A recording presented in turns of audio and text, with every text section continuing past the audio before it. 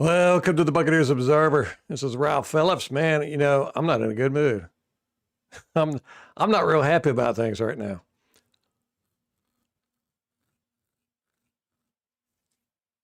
There are reports that Todd Bowles is going to stay as the head coach, that he met with ownership yesterday, and he met with his coaching staff today to go over things, evaluations, whatever. Um, Now, I'm going to say I don't completely trust the reports. I get where they're coming from. They texted the one report was from Sports Illustrated. I think it was Nick something or other.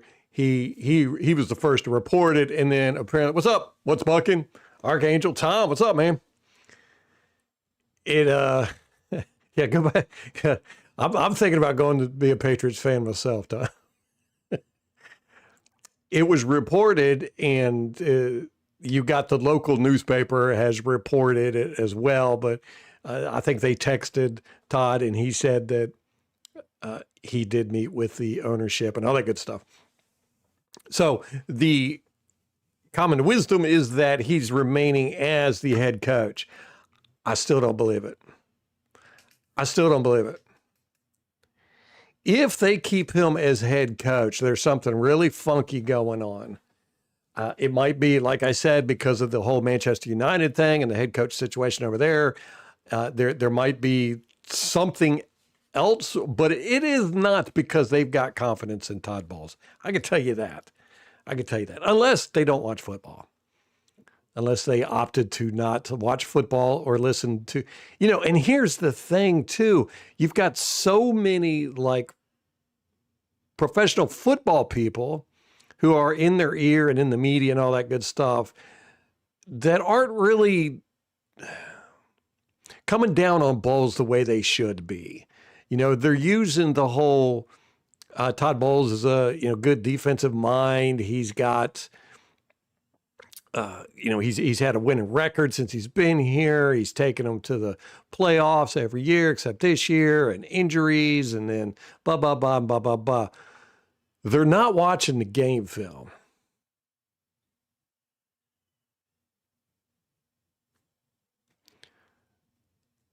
%. They're not watching this game film.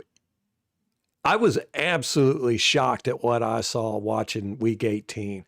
I mean, when I say I'm not in a good mood, that's the reason why I'm not in a good mood. It's not because of the reports of Todd Bowles or anything. We deserve to lose this game. We didn't win this game. They lost this game. We played like crap. Our defense is embarrassing. How in the world we won this game is only because Bryce Young is a bad quarterback and they kept shooting themselves in the foot. That is the only way we won this game. And Baker Mayfield, playing some hero ball for some scrambles and stuff. But defensively, this was atrocious. There is no way anybody can watch this game film and say, one, that Todd Bowles is a good coach, two, that this team was playing for Todd Bowles, and three, that this team wanted to win. There is no way you can do that watching this game film. No way. And it shocked the crap out of me because I was expecting to see, we played okay. We beat them. Watching the broadcast, it looked like, we were the better team. And I think I even said that. I think I said that. Watching after the broadcast, there was Panthers fans talking about how the penalties, the Buccaneers got away with a bunch of penalties. And I was like, yeah, well, even so, we were still the better team. We were going to win and all that good stuff. Yeah, no, Watching this game film, no, we were not the better team. Not by a long shot. The only reason why we won this game is because Bryce Young sucks and they kept shooting themselves in the foot on offense. That's it. That was it. It was nothing we done. Nothing we did. As a matter of fact, we kept handing them opportunities. It didn't look to me like we wanted to win this game. We're going to go over some game film here. I didn't break it up into categories and stuff. I wanted to. I might do that while we're sitting here talking. But here, let me put some of this into perspective here.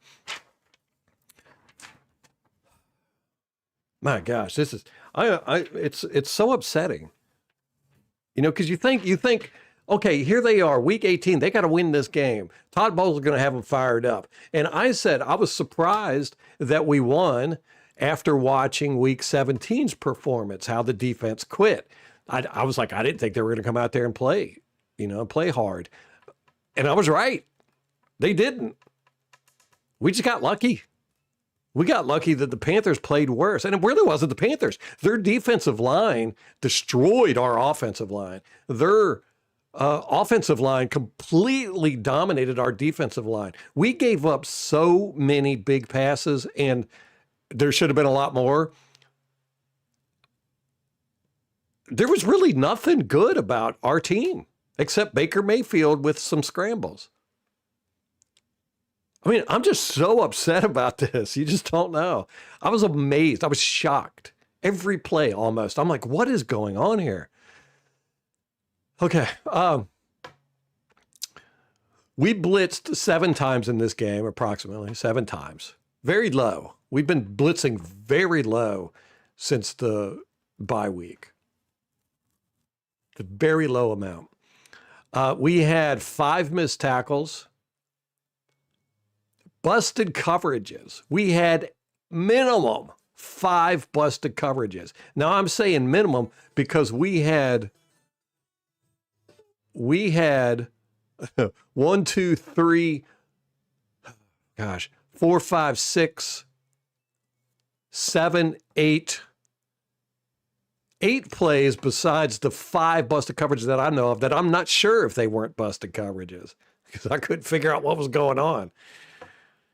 But we definitely had 5 busted coverage plays. That's way too much. I mean, especially for a veteran team that's coached by the same guy, the same system. How in the world do you have 5 busted coverages?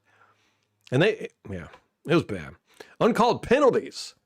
Panthers were right. We got away with a lot of uncalled penalties. On defense, we only got away with 3.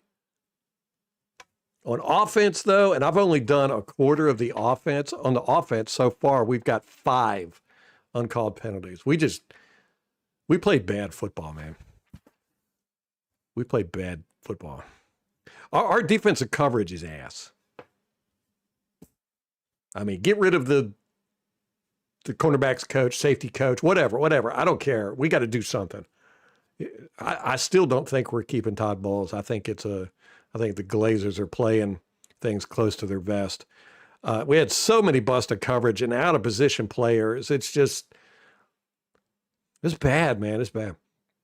Vita is playing, like I said weeks ago, he's checked out.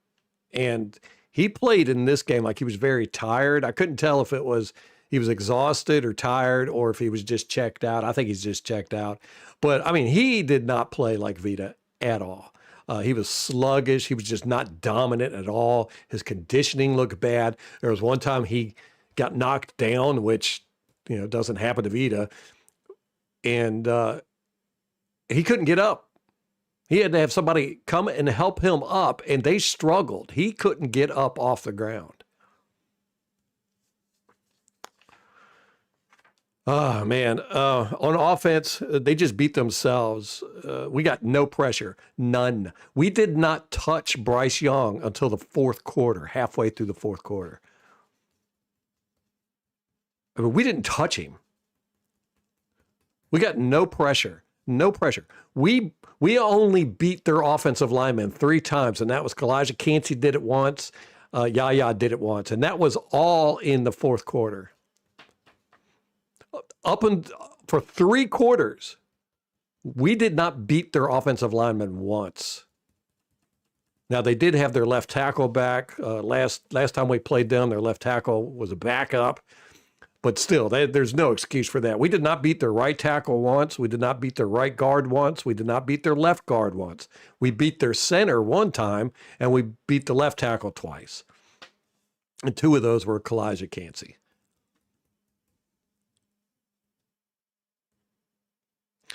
They just played bad. They had bad throws, poor decisions. That Bryce Young is bad. I've been saying that for years, but he's not good. Dropped passes, fumbles. They had 2 fumbles. One we recovered. One, we'll take a look at some of this stuff, and you'll just be like, how is this guy a professional quarterback? I don't know. But yeah, we did not touch him until the 4th quarter. And I'm talking about touch him. Touch it. Put a hand out and touch him. It was just bad football, man. And I thought, after watching the defense, I was like, well, I'm going to watch some offense here. That's what I've been doing today. And like I said, I got through halfway through the 2nd quarter here. And it's just as bad. We're a bad football team, man. There's no way you can watch this and say that Todd Bowles is a good coach. There's no way you can do that. You just can't do it. That's why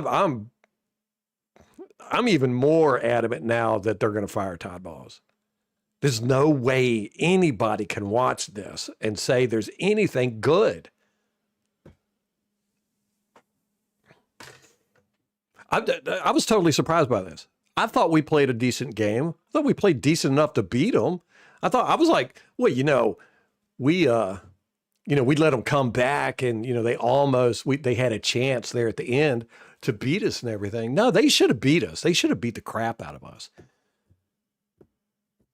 There was just nothing good about what we did. And I hate to say it. This is my team. I mean, I'm like emotional over it. My daughter was sick, my oldest, and I ended up staying up with her. She started getting sick about 1:00 Monday night, and she started throwing up, and she threw up almost like clockwork every 12 minutes. So 4 times an hour until 6:00 in the morning. So it was 5 hours of just vomiting. And I stayed up with her, and it was a mess, and it was horrible. She was upset and crying, and by the end of it, we were both exhausted, and she finally ended up just passing out, and I jogged myself to bed, and so I slept all day Tuesday, thanks to Molly. But anyhow, me and my daughter have been quarantined because we don't know. I mean, even if it's food poisoning or Molly thinks it was a norovirus. Stuff's highly contagious. Food poisoning is highly contagious. So we've been quarantined, and I haven't been able to see my kids and hang out with them, and haven't been able to see Molly. And all I've been doing is this football stuff. And I don't know if I'm just emotional because of the not seeing my kids or whatever, but I mean, this is sad. I'm sad watching this football. We got news that, there's coaches getting fired all over the place. Cliff Kingsbury is out at the Redskins. Their defensive coordinator is out. Their special team, they basically fired all their coordinators. Everybody knows I like Cliff Kingsbury. He'll never come here because of him and Baker's bad blood. And plus we don't want to do that style of offense. I don't think. I think we want to stick with the McVay brand of offense. John Harbaugh or Jim Harbaugh, one of the Harbaughs, Baltimore Ravens coach, he got fired, or they mutually parted ways or whatever. Now, Molly's a big fan of him, and she was like, she's been wanting him as a head coach for years, and she's hoping we get him. Me, I want one of the new guys. I want a new offensive coordinator, a young offensive coordinator, somebody we can have for a decade. Or at least 5 years. What's the longest coach we've ever had? I think was our first one, like 8 years or something like that. I think John Gruden was here 7 or something. We just don't keep coaches long. We went through, you know, I think Tony Dungy was 5 or 6 years, and then Gruden, I think he was our second longest tenured coach. And then we had Raheem Morris was 3 years, and then Shiana was 2 years, and then Lovie Smith was 2 years, and then Cutter was 3 years, Arians was 3 years, and now we're 4 years with Todd Bowles. And I'm just tired of it, man. I'm tired of it. I want one that's going to be here for a while. I want a young guy who's going to be innovative and fun.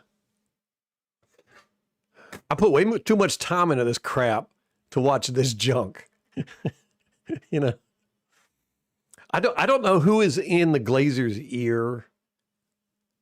You know, I don't know if it's Bruce Arians saying, hey, you know, we can get back things on track or whatever, or, you know, because obviously they do respect Bruce Arians' football IQ. I do too. But, you know, him pushing for Todd Bowles, I think, is more of a partisan thing. It's more, you know, it's his friend more than it is that Todd. There's no way you can watch this stuff and say Todd Bowles is a good coach. You can't do it. You can't do it. It's impossible. So if you say he's a good coach, you're not watching the film. That's simple. That's simple. And I hate saying this. I was really hoping to watch this film and be like, all right, yeah, okay, players are playing for him. This is what you want. You want to see guys out there, you know, wanting to make it to the playoffs and fighting hard and all this stuff. Yeah. I mean, you know, it wasn't like they were out there laying down, but they weren't giving it their all. And they were making a lot of mistakes, man, a lot of mistakes. And that's the thing. That's why I say it's more on Todd Bowles, is because the players are making mistakes that they shouldn't be making. You know, busted coverages, out of position, guys not knowing where they're supposed to be. Levante David not knowing where he's supposed to be. I mean, come on. That's a coaching issue. You know, and I've talked about this for years, about how smart our defense has been. Past few years, our defense has gotten stupid. And this year, they've been stupid. They're just getting fooled on stuff constantly. And basic stuff, too. I don't know. I don't know what's happened. All right. Anyhow, what are y'all talking about over here? I'm just going to kind of jump in. What's up, Bro Tackle? Matt, what's up? Mr. Ray Burr, what's sparking? Rampage. Aaron's his worm tongue. Molly, what? I look like Russell Crowe in the thumbnail. Ooh, I know you like that. How in the world do I look like Russell Crowe? It must be the angle or something. Are you not entertained? Yeah. Hey, Kate. What's up? Yeah, Todd Bowles said he's coming back. Apparently he's had the, but here's the thing. We haven't heard from the Glazers or Jason Light. Normally, I would expect them to come out and say something. They haven't said anything. All we've heard is from one, Rick Stroud, who's wrong quite a bit. Yeah, this is the same guy that was adamant, wrote a whole article. I think he wrote 3 articles about how Gerald McCoy was coming back, and then Gerald McCoy got cut. Not a big Rick Stroud fan. And this is through, we're hearing it from Todd Bowles, a text message from Todd Bowles to a reporter. So, you know, I can guarantee you that the Glazers are finagling for Harbaugh right now. I guarantee you there's a lot of teams who have head coaches that are trying to get Harbaugh right now. You know, seeing what he can do. That guy's going to make a boatload of money. Because there's a lot of teams that want him. And I guarantee you we're in the mix for it. Guarantee you. I'd bet everything I have that they're talking. They're trying to figure something out. Glazers are sneaky. They play things close to the vest. They're unpredictable. I just can't see them staying the course with this. I mean, I don't know, man. I don't know. I just can't see it. Just can't see it.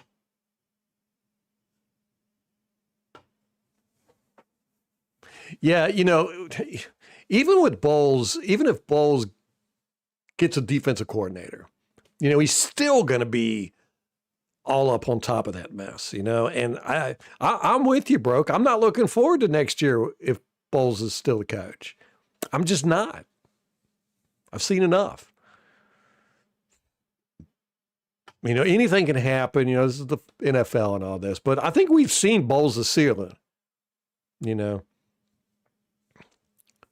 And it's not that high. Bowles' ceiling is win a playoff game. That's it. I mean, good Lord, he's been a coach for what? A decade? If you include the Jets?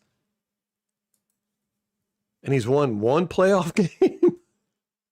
Let me look and see if that's right. I'm just saying that off the top of my head, so.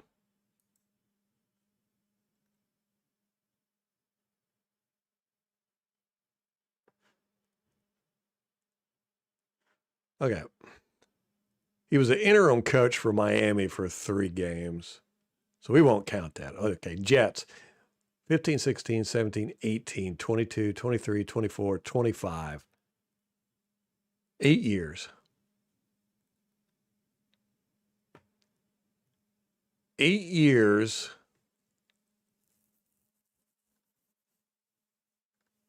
And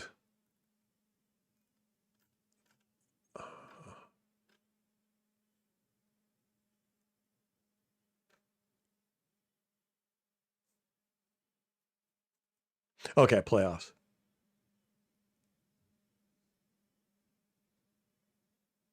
Yeah, he's won one playoff game in 8 years. That was in 2023. Man, gosh, what stuff.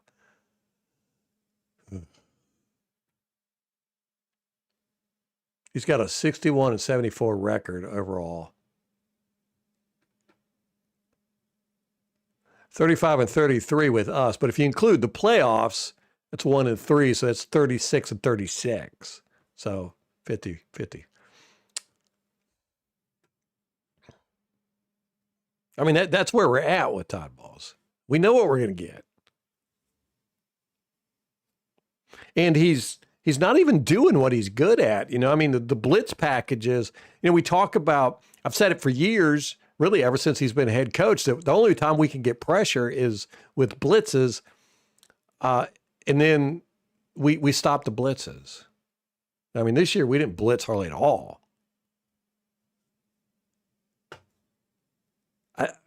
I don't understand. In this game, we blitzed 7 times. Yeah. Yeah, refs definitely did help us a lot. I didn't think that they helped us that much, but like I said, on defense, we got away with 3 uncalled penalties. One of them was the one we've all seen where Servassier Dennis ripped off that guy's helmet. That definitely should have been a penalty. And then on offense, I'm only halfway through the second quarter, and we've already got 5 uncalled penalties there. So altogether, that's been 8 uncalled penalties the Buccaneers have had. They've played a pretty clean game. They only had 1 uncalled penalty on defense, and 1, or on offense, and 1 on defense so far. So all real Buck fans are hurt by this. Yeah, I haven't talked to a single Buck fan or heard a single Buck fan that is in Todd Bowles' corner. Now, there are people that are like, well, let's just, it's better to dance with the girl that brought you or whatever, but nobody is like, no, Todd Bowles is great. We need to keep him. He's just had a bad year and all. Nobody, I've seen nobody saying that.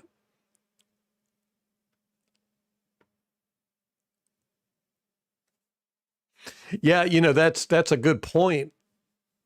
Matt, Matthew, we don't have a lot on defense to really lure in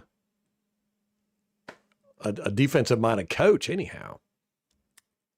We're going to be losing a lot too. We're going to be losing Logan Hall, Jamel Dean, most likely Levante David. A lot of Greg Gaines, Vildor. Yeah, I appreciate that broke tackle. I'm far behind on the chat. I'm trying to catch up. Yeah, she's feeling fine now. It went away. About 6:00, she passed out and, just exhausted, and it didn't get sick anymore. And she's been fine ever since. She woke up the next day and she was fine. Hasn't really eaten a whole lot. Molly's been making her shakes, banana, strawberry shakes and stuff. She really hasn't eaten. I think she's had one in 2 days. So.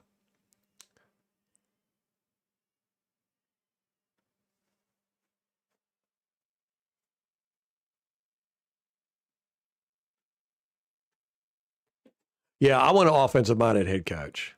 I'm tired of defensive. I'm a defensive guy, but give me a good defensive coordinator, man.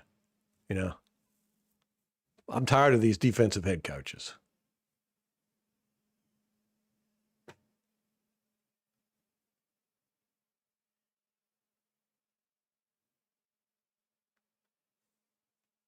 The Glazers are scared of BA to yell at them. Well, I'm not sure, but I think his contract is up this year, right? I mean, they moved him to the front office, and he's not doing anything. I don't even know if he goes to One Buck Place anymore. I think he even said that. He was like, I haven't been to One Buck Place in a while or something. But we've been paying him, but I think his contract is up now.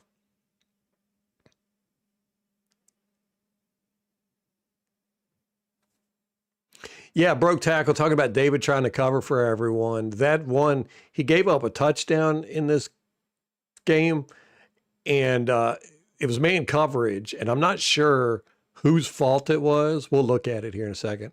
But it did look to me like he was trying to cover for somebody else that messed up. Rampage got a great shout out. What that said was, I was like, what's up, Tom? Tom, what's going on, man?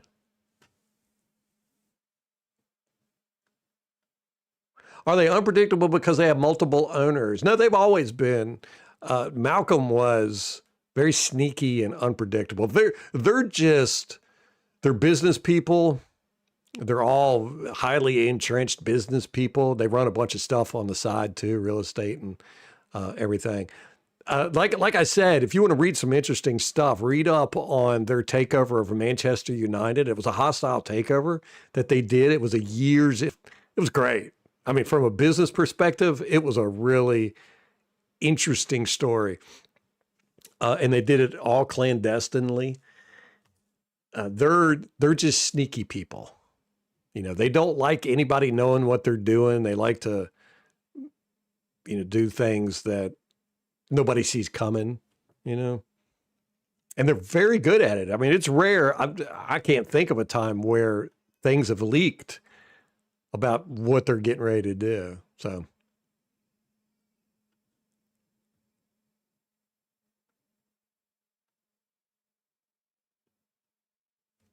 Yeah, that's one thing with Harbaugh. With Harbaugh, you ain't going to have a losing team. And you're going to have a good staff. And you're going to have a tough mentality. It's one of the things, I talked about Lamar Jackson, how I always thought Lamar Jackson for the past few years is the best quarterback in football. But, he is a little soft, and I've downgraded that now, after this year, seeing him take so many games off for injuries that I feel he shouldn't. I'm just like, yeah, he's too soft to be a great quarterback. I mean, he's got the talent, and he's a smart football player. He can pocket pass. And that's rare for a dynamic quarterback like him. But, I think that hurt Harbaugh. Harbaugh likes tough football players. I mean, he he likes you to be able to block and tackle. He's got that old school mentality, and I love it. Molly would give my left arm for Harbaugh. I appreciate that. I appreciate your dedication there.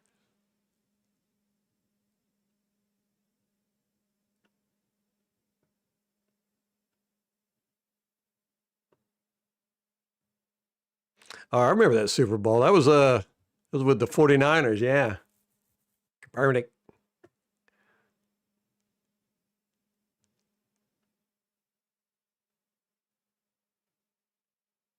We did have one snatch your helmet off player in this game. It was Dennis.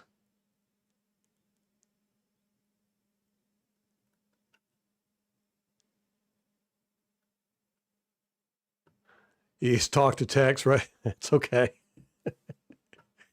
Been on the internet so long, I think I'm pretty good at interpreting people's meanings. And I'm going to be armless. I know, Tom. I'm like worried now. Glazers might see this and like, man, we could get an arm.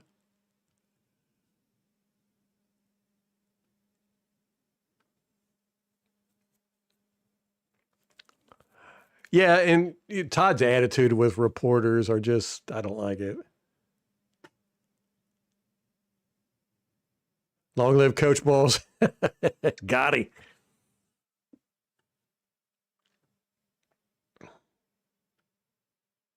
What's up, Zebra? Oh, you'd been discussing with the news, I bet, right? Hey, Craig, what's up? I don't. I'm still holding out that I think we're going to fire Todd Bowles. I'm still holding out on that, man. Until ownership and Jason Light come out and say it, I think they got something cooking.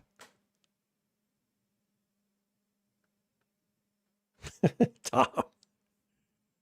Yeah, Atlanta's going to go hard at Harbaugh, too. Atlanta's got a lot of guys lined up that I'm like, man, I hope they don't get any of them. I hope they pick somebody stupid.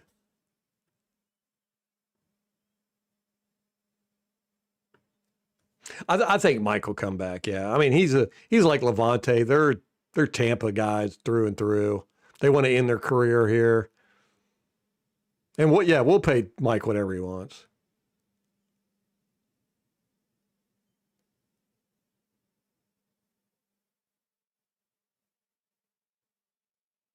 Yeah, yeah, you're right, Craig.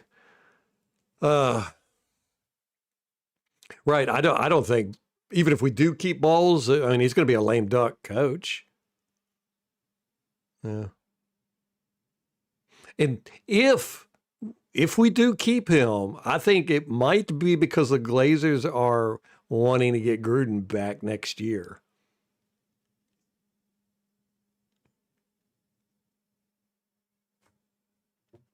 They, there's got to be, if they do keep Bowles, it's because they've got something going on. It's not because they got confidence in him. Mm-mm. No way. You can't.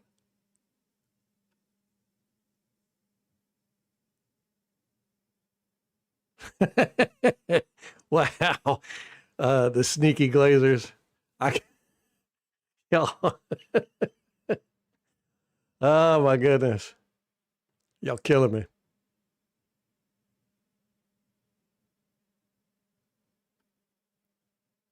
Yeah, Matthew, I'd love to know the full story behind the Jaguars getting Liam Cohen. What was the whole, uh, what did we offer him and what did they offer him? And did we get a counter? And did the Glazers give up? Did, Khan, part of it, with Liam Cohen, was he like, you got to walk away now? Something like that. I'd like to know what the full story behind all that was.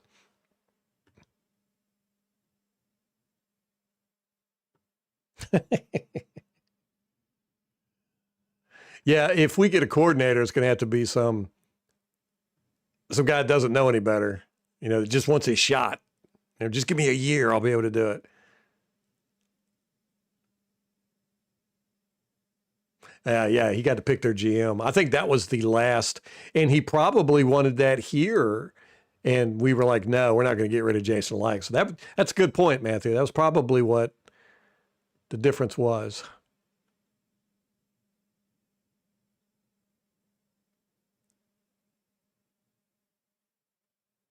Yeah, he's going to do 13. What's up, Joe? He's going to do 13 seasons for number 13. Yeah.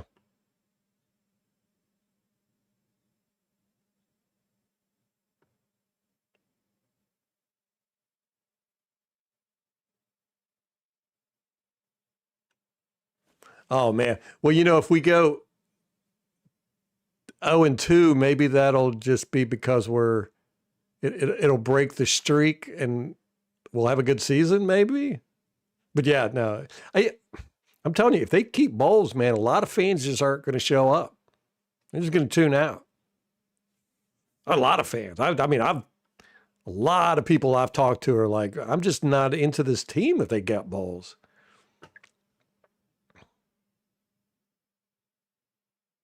Oh, Jeff Fisher was crap. Yeah.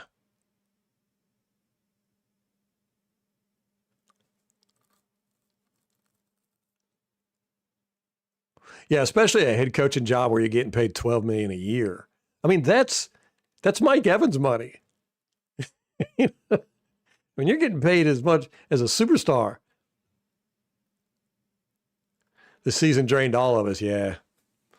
Yeah, I tell you what, man. Yeah, well, and watching this all 22, and I'm telling you, I'm not going to be able to express it and show it on here, just as how bad our defense played. I wish I would have organized it a little better, but I'm just going to go through it chronologically like I normally do.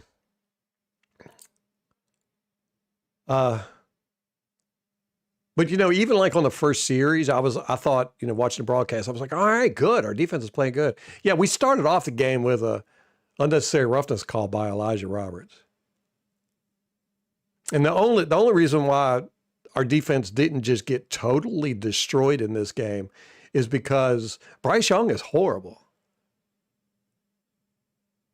And they kept shooting themselves in the foot. Drop passes, fumbles, stuff like that. It wasn't anything we did. We did have one good interception. All right. Let's look at some stuff, man. I'm so disappointed in this. So disappointed in it. I really expected to see these guys. After watching the game, I was like, all right, good. They played hard. They played good. We won. We did let the Panthers come back, but at least we were out there. We didn't quit. We didn't. After watching this film, I'm like, no, we look like crap. These guys they were not ready for this game. They were not ready for this game. Steve Pryor, what's up?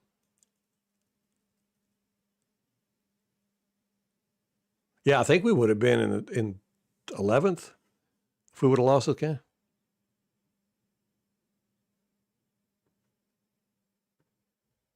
MH, what's up, brother?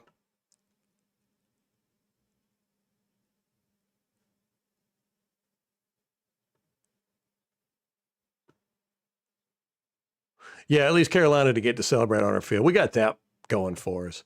Yeah, Bryce, they've got a pretty talented team all the way around, except for Bryce Young he's not a good quarterback. He's really holding that team back.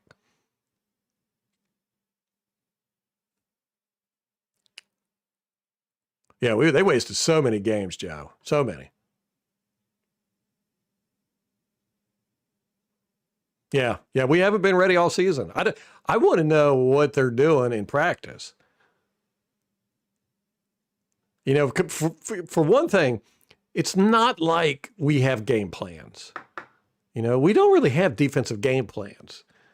I've been watching this defense for 7, 8 years now, and there's never been a game where I went, oh, I see what they're trying to do there schematically. You know, it's always just a combination of we're going to run this type of defense more than this type of defense, you know, or we're going to be dominant in cover one, you know, for no reason. You know, sometimes we'll blitz, sometimes we won't blitz. I mean, it's really, that's our game plan every week is we just change up how much we're going to blitz and which defensive scheme we run predominantly. That's it. That's all it's ever been. And it's not like we do pretty much everything. You know, I mean, we play Tampa 2, we play the cover one man and cover one zone, cover two man, cover two zone. You know, we play all the defenses. But, you know, so we don't need to practice that. Right? I mean, I don't know what they do. And, you know, if they don't practice tackling, you know, they don't practice getting off blocks. What do they do? I don't know. Don't know. Okay. Let's look at some stuff here. All right.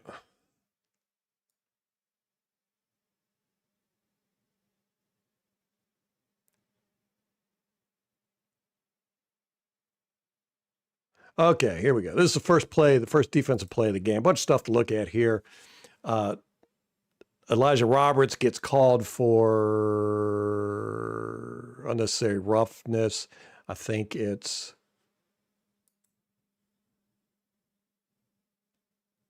I had a hard time seeing him. Figuring out which one is him. It's this guy right here. Here we go. But it's at the end of the play, and I couldn't really see it. I think he like pushes the pile or something.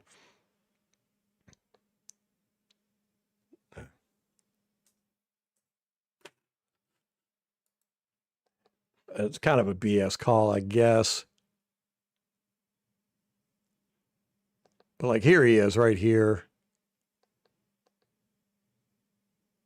And right there, I guess that's what the unnecessary roughness part was, is he pushes the guy down right here. Yeah. That's that. But anyhow, 8 Dennis, he comes in untouched. He comes in on a blitz right here. A run blitz. He comes in untouched, totally misses. Totally whiffs on the tackle there. Yeah. Could have been a good tackle for a loss. Didn't get it. This was really just poor blocking scheme on the Panthers' part. Like you could see with Vita Vea, he's getting doubled, but then they both release at the same time. It's really nothing Vita does. See, look, they're double. This guy releases, and then this guy goes this way, and Vita's just left all alone. So bad blocking scheme right there. And then 72, I don't know what's going on with him.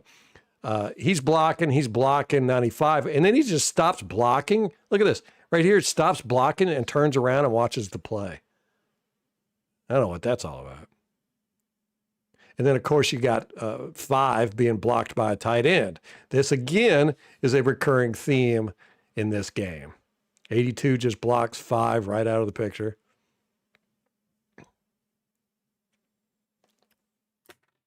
That's the first play of the game. Or first play of the defense. Okay. Here, this is the kind of stuff that I'm talking about. The reason why they lost was crap like this. Look, he just slips. He just slips and falls. And we didn't do a thing. He just slips and falls. We could chalk that up to field conditions. There was a little bit of slipping in here, especially in this area. On this logo, guys slip all the time. I guess it's that red paint. But anyhow, he slips and falls down there. Doesn't even reach the line of scrimmage. I think he gets tackled for a loss. 90 tosses, 82. The tight end here. And this is what Riddick should take a lesson here. This is what you do if a tight end's trying to block you. Right there. Just throw him to the ground.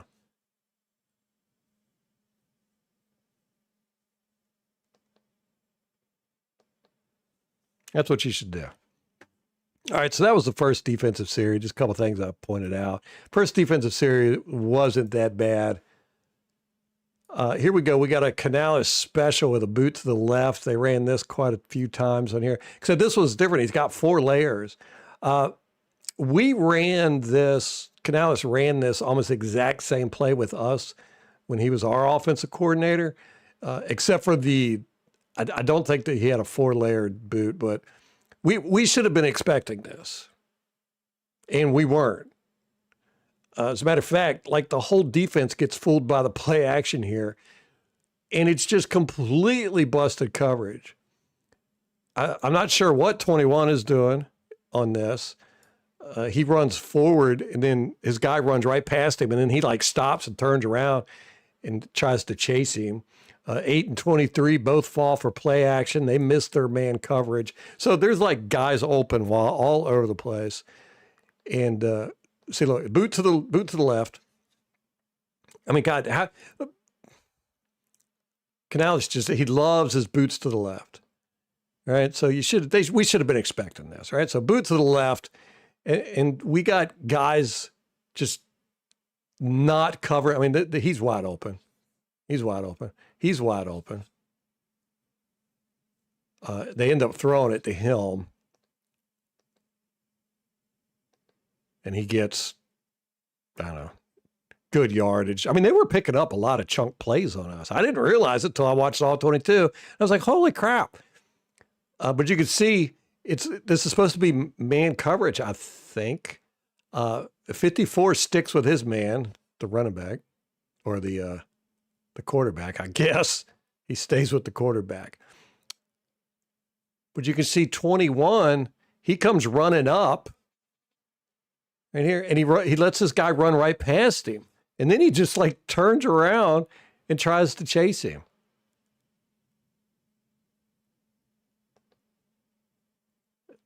Absolutely useless there. 23, where's he at? Right here. He runs forward, fall for the play action, and I would believe that maybe this is his guy or this is his guy. I'm not exactly sure. One of these two. But you see, he turns around and he's looking. He doesn't know what's going on. But it looks like it was supposed to be cover 2 with man underneath. The only one who does a good job here is Riddick. He locks the first level down. But yeah, four level boot. You got 1, 2, 3, and then 4 is gone this way. Good play design. But yeah, I mean, we should have known this. We should have been expecting this all game. And they run it a couple times, or a few times, because Canales loves his boots to the left.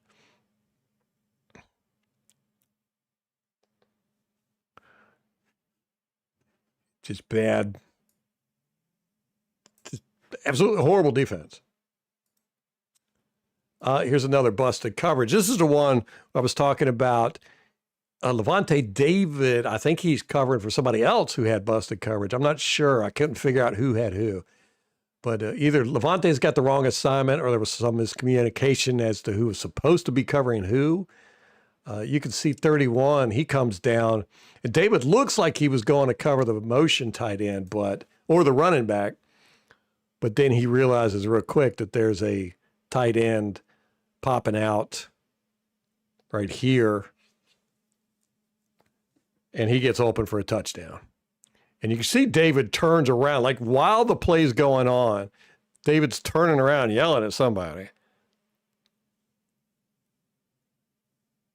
And I'm not sure who messes up here.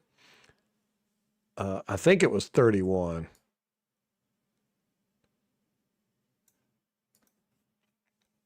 We'll look at it from the end zone angle here. And it looks to me like 54 originally went for the motion tight end. Okay, they're in 12. Yeah, so you see David is looking at him, right? And you see 31 had come down. Okay, we'll rewind this a little bit. 31 comes down, and you can see David's telling Dennis to stay. He's saying, stop. And 31 looks like he's saying something to Levante here. I don't know if Levante heard it or what's going on. Anyhow, when tight end goes into motion, Levante eyes him. Okay. And Levante's looking at him right there. But that's who 31 takes. So you end up with the two guys. And then Levante sees that 31's got that tight end. So then he eyes the running back, right? And in that whole time, this guy squeaks out, and Levante sees it right there, and he goes, oh, crap. So then he has to run and take it. Either way, it's busted coverage, miscommunication somewhere. I blame David for it just because of the miscommunication aspect. That's his job. And, it's just kind of unacceptable, to have just busted coverage on man coverage. It's been 2 so far. And here's another one. And I'm just going in sequence here. I mean, this is back-to-back plays. This is a strange defense. It looks like it's supposed to be cover 3 zone, but it just gets so busted up. So busted up. You see 25 ends up carrying with 4.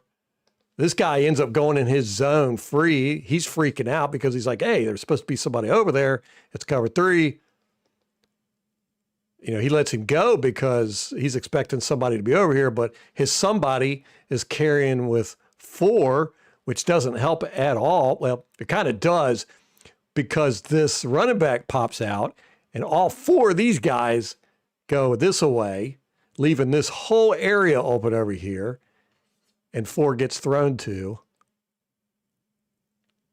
And if he wouldn't have, I don't even know.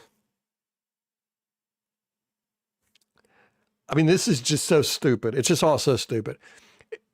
Like, okay, Parrish carries with him and doesn't, I don't even know what he's doing here. He's just like lollygagging behind him. He's not even trying to cover him, really. And then when he does catch the ball, Parrish just 2-hand tags him. He doesn't even try to tackle him. Watch this. Look, he just 2-hand tags him there. And then Levante has to tackle him. And you're like, what are you doing, Parrish? For one, you left your zone carrying with 4, and you're not even playing it like it's like you're covering him. It's like you're just waiting for him to catch the ball and tackle him, but then you don't even tackle him. You 2-hand touch him. I mean, what is that crap? What is going on? What is going on with this defense? I don't know. And why do we have 4 guys converging on a running back in the flats?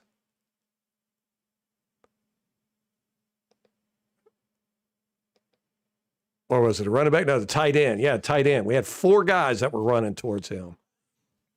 So anyhow, you can see he catches the ball here, and Parrish just comes up and tags him. I mean, he's not even pushing him. He just tags him. And Levante has to come and clobber him.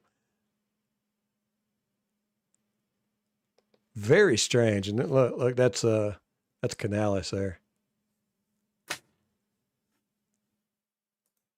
Very strange, man. I mean, what happened to the defense? What was the coverage doing?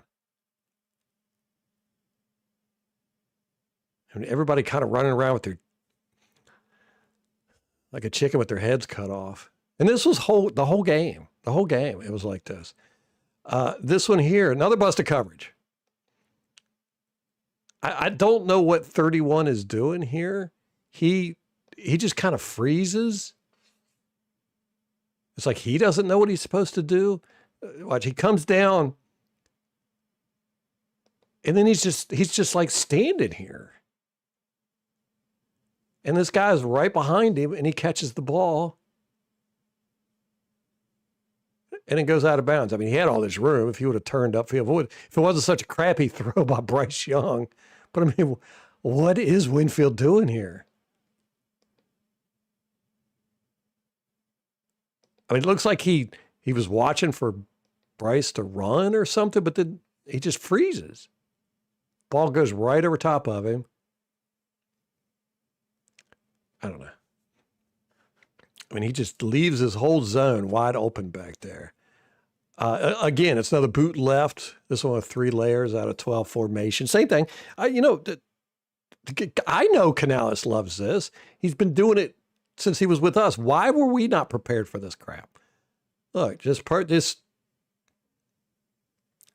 a basic boot left, 3 layers, and a boop, throw it to the middle layer because there's absolutely nobody covering this at all. And that could have gone for a lot more if it wasn't such a bad pass by Bryce Young. Here's a great interception by Parrish. This was a 3rd and 6. Bad decision by Bryce. You know, I mean, you could see Parrish is looking to undercut this. Great coverage by Parrish. It was a really good play. He probably got in trouble for not letting the guy catch it and then missing the tackle, because that's what Todd Bowles teaches. But he jumps and catches this, and it should have been a pick 6. But you can see it goes through his arm and hits him in the face, and then he almost drops it. And that's why he just falls down, because right here he's worried about catching the ball. But this should have been a pick 6. I don't even think he really had to jump for this. But it hits him right in the face. Wow.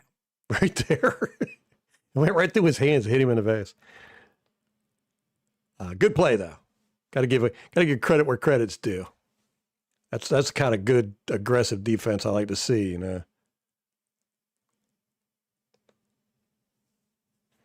We can watch it from this angle, and you can see that he had a pick 6 if he would have caught it with his hands. Right there. There's nobody. I mean, he would have just been gone. But instead, he catches it with his face, and then he almost drops it. It bounces off his face, and he has to catch it. And he's just like, I'm going down.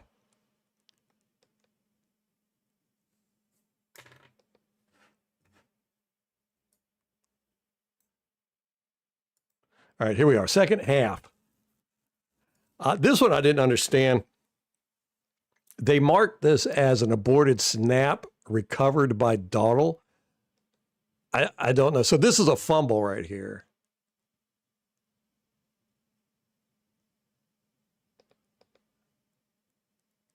I don't know. I don't know why they're saying this is an aborted snap.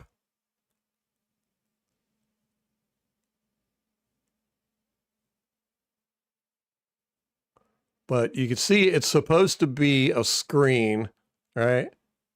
To out here. So these guys let all these defenders go through. And I think Bryce got confused because he should have spun right here. I think this guy coming in kind of scared him. But you can see he just kind of just horrible. I don't even know what he's doing. he's like throwing while he's preparing to be hit. And then it just ends up, he drops the pass. So it was crap like this. Is the reason why they lost the game. But apparently that was a fumble and we could have picked it up. I don't know. But it was marked as an aborted snap recovered by Dowdle. You got me. I don't know. Here, let's look at it from this angle so we can see how goofy Bryce Young's look. See, I think he just freaked out when he saw 31 coming. He was like, ah! He throws the ball. He looks like he's getting ready to go in the fetal position. You know, I was wrong. I thought that we didn't touch him until the 4th quarter. But this is the 3rd quarter, and we get a touch right here. He touches him. But it's not because of anything we did. They let him go through. Because, I mean, you could see 60 actually, he puts his arms up to try to avoid touching 90. Because they're going out for it to block for a screen.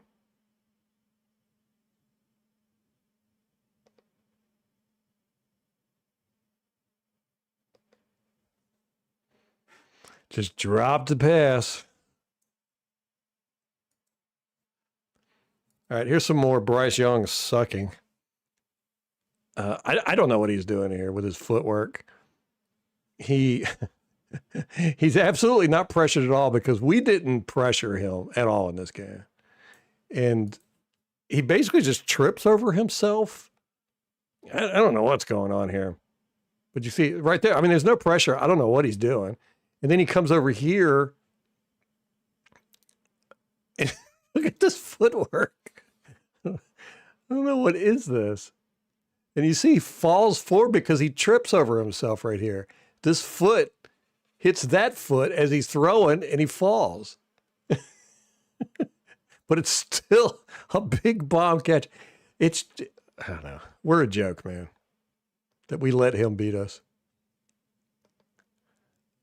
Okay, here's another example of Bryce Young sucking. In 3rd and 12,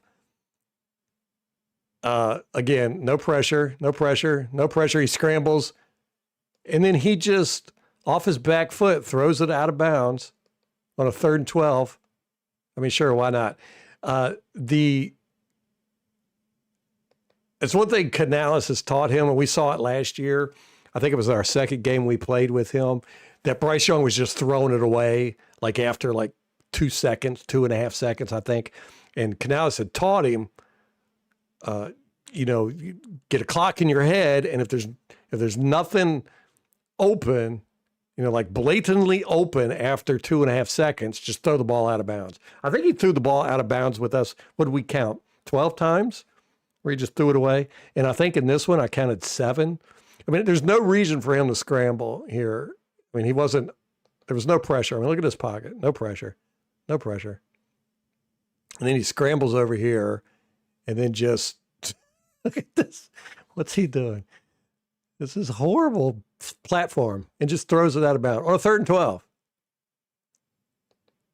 I don't know. You got me, man. You got me. Just want to point this one out on, this is a weird one. Look at this special teams formation. They're punting. What is this? I don't know. It's weird. I like it. I like stuff like this on special teams. It's interesting because it's a 4th and 12, and, they don't have a whole lot of guys here blocking. So you think, why don't they? And we don't really rush a lot. We got 2 guys. We got 5 guys here. But it's because they've got 5 guys eligible, and we got to protect for the fake punt. So they got 1. Let me see. 1, 2, 3, 4, 5. Yeah, 1, 2, 3, 4, 5, 6, 7. Okay. So he's eligible, and all 3 of these guys are eligible. So you got 5 guys eligible. So we had to have 5 guys to cover their receivers. I just thought it was interesting. And then, of course, as you can see, we don't block anybody. And our guy has to fair catch it with all this room in front of him because it's nothing but Panthers coming down. We didn't block a single person. Horrible, horrible special teams.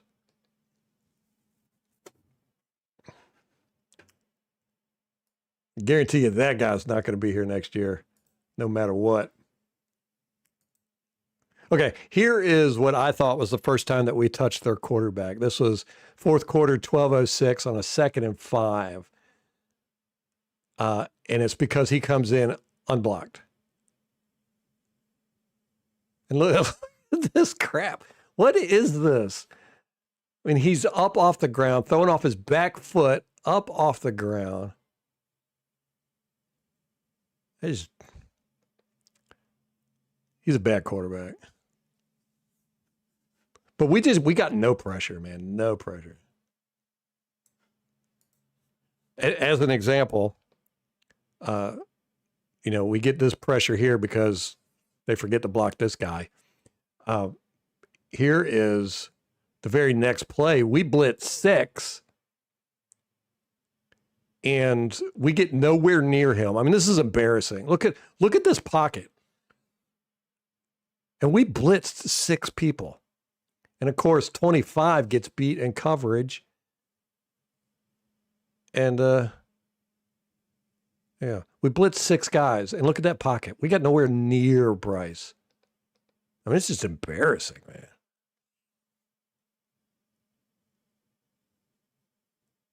And look at the way and he still throws. God, this foot, His mechanics are atrocious. I mean, now he's up in the air. I don't know what that is. He is such a bad quarterback. And here we can see it from this angle. 6 guys we blitz. Don't even get near him. Look at that. Look at that. Look at that. It's embarrassing. Good grief.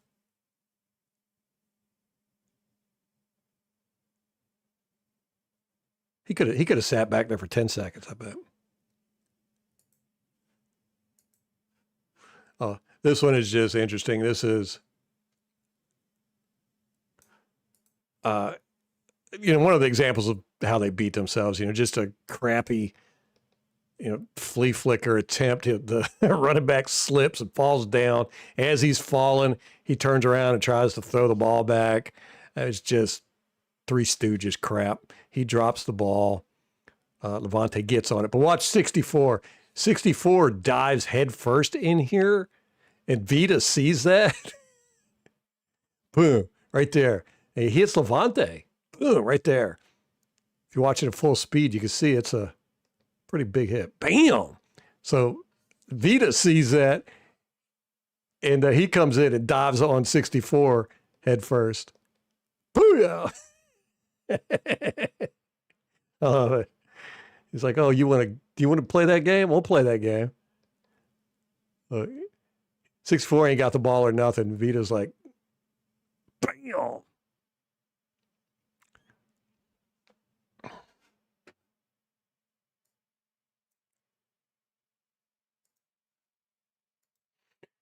Okay, more busted coverage here.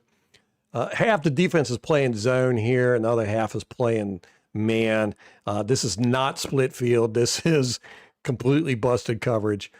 Let me see. You've got, okay, he's playing man. He's playing zone. He ends up playing zone. He's playing zone. He's, of course, the one deep. I think he's playing man. He ends up playing man. So anyhow, you got half the field is playing man, half the field is playing zone. And because of that, this guy gets wide open. He sees it and he comes down, but he's not supposed to. He's the one deep safety. You can see 21. I mean, I don't know if this was supposed to be cover 3 or cover 1. I really don't. But you see 21 just shoots to cover this guy. This is just wide open, wide open. Luckily, he comes down. He sees it. But this guy's wide open. He comes down. Still gets the catch, though.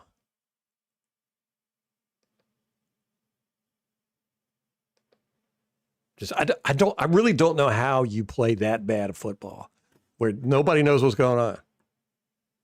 You got half the defense playing one coverage, another half playing another coverage, and guys wide open. I mean, it happened all game. All game. Y'all seen it. It's just back to back. Okay, here's a good one. 94 does beat 79 here and gets a quarterback hit. This is in the fourth quarter with 3 minutes and 10 seconds left. This is a 4th and 8. So if you're gonna do it, this is the time to do it. Right there, here you go. Good pressure. And look at that footwork. God, it's just horrible.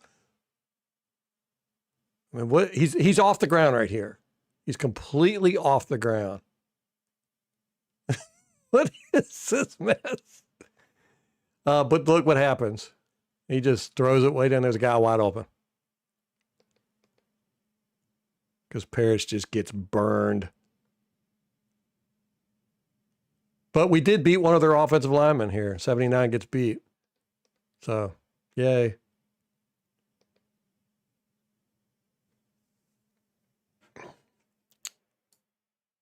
That's it.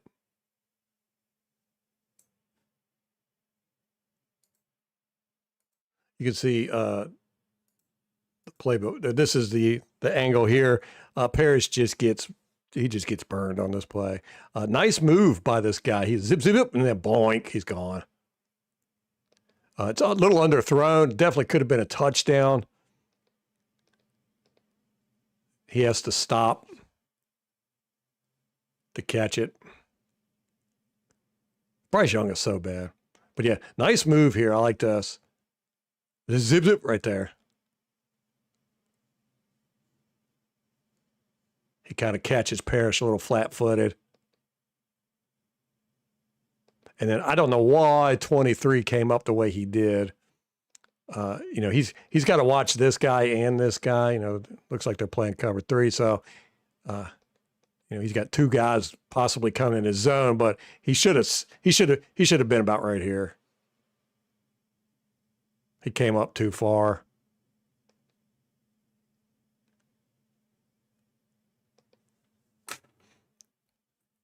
So just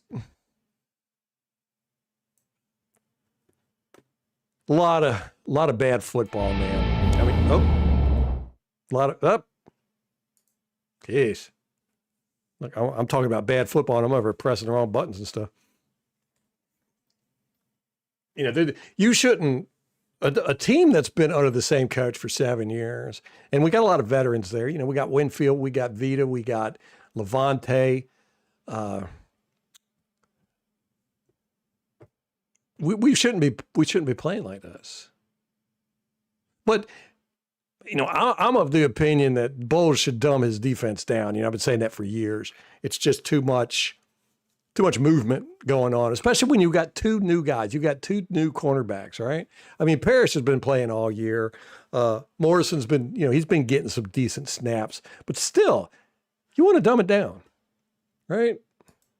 Let's start at ground floor and move up. Let's not start way up here and just constantly get burned and beat because guys don't know what they're doing. And I appreciate Yaya saying that, look, it's a complex defense, but we're professionals, and if you can't hang with it, maybe you shouldn't be here. I mean, I get where he's coming from, but at the same time, if your defense is constantly doing this, you got to dumb your defense down.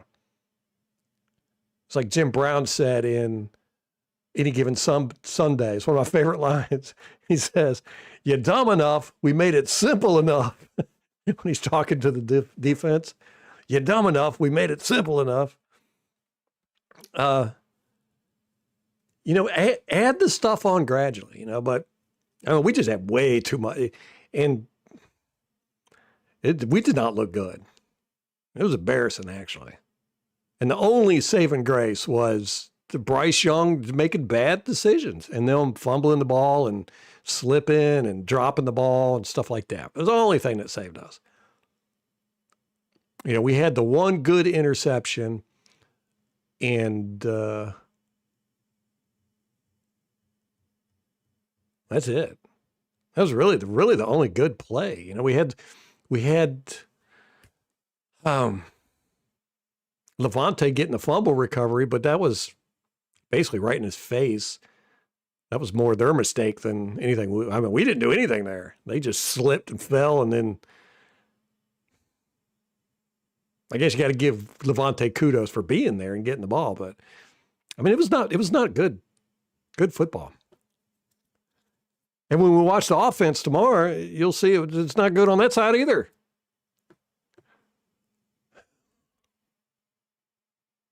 Anyhow, rolling the closing credits. I'm ready to pack it up.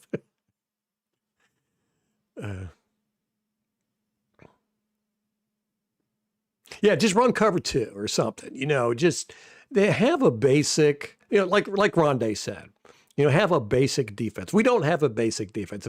If I were to say we have a basic package, it would be cover 3 zone. But even then, we don't run that enough to say that's our base defense. We probably run that more than anything. But I would say, we run it like 25% of the time in some games. Yeah, run something that, isn't so confusing. And good God help me, get Levante, get the green dot off Levante. Whether he's here or not next year. What are they going to do about that? Who are they going to have calling plays next year? Servassier? If Levante doesn't come back, even if he does come back, we got to find somebody else to call plays.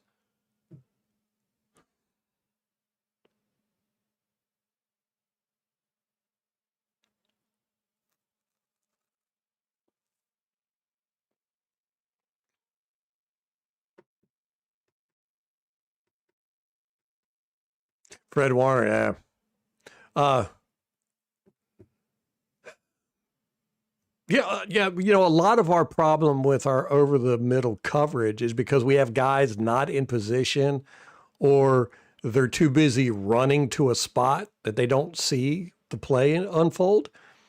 I mean, if we played like a true like a Tampa 2 or a cover 2 with zone, have the guys backpedal, just straight backpedal. Devin White was great at backpedaling, but just backpedal 5-10 yards.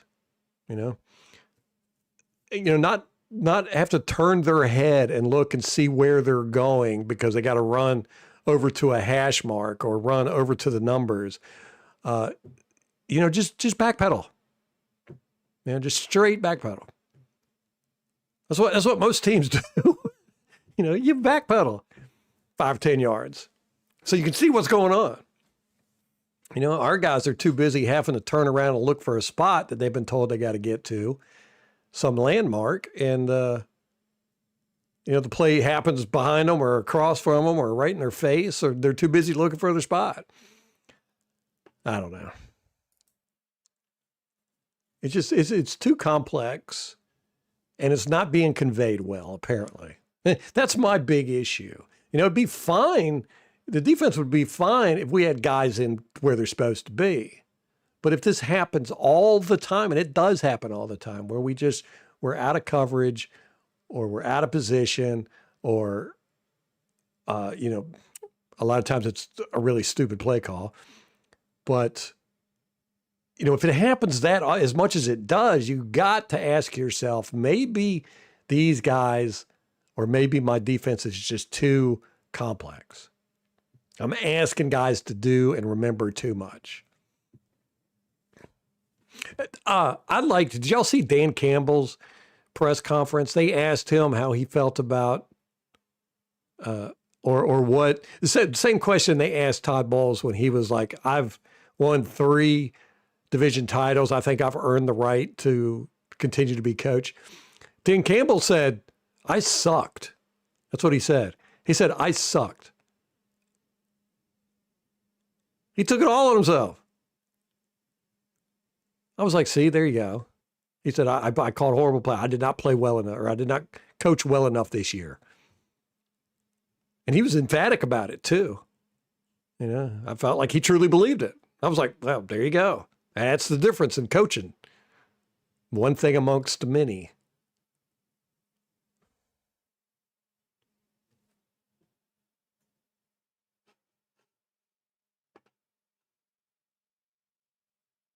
Yeah. What happened to the turnovers? I don't think we did very well with our turnover ratio, did we?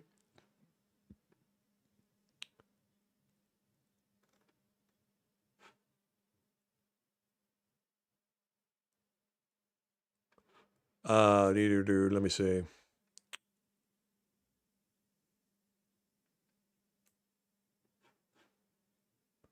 Oh my gosh, we only got 11 interceptions this year. Holy crap. And 4 fumble recoveries? What? No. Is that right?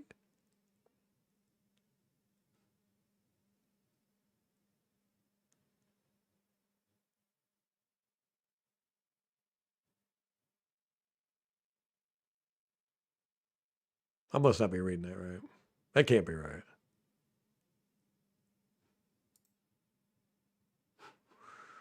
Let me go to NFL.com and look at the official stats here.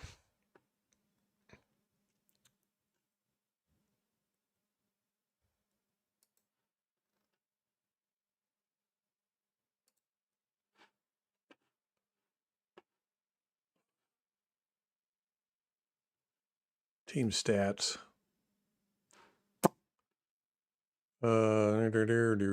Defense. Interceptions. 13 interceptions.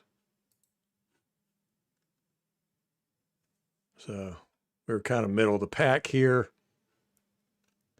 We had 2 interceptions for touchdowns and then fumbles, fumble recoveries.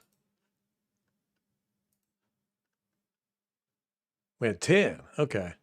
I don't know what I was looking at. So we were in the top, right outside the top 5 in fumble recoveries.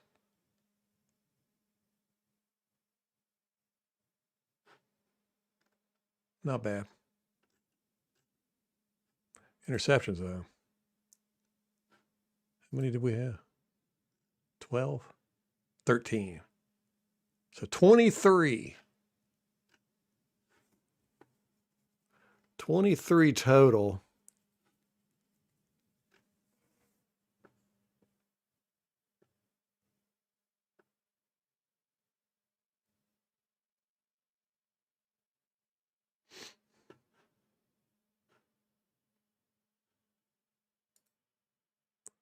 Do we have turnover?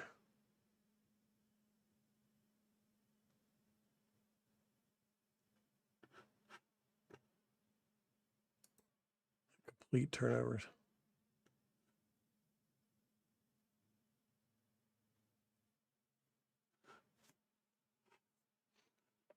Oh. You had to issue out citations?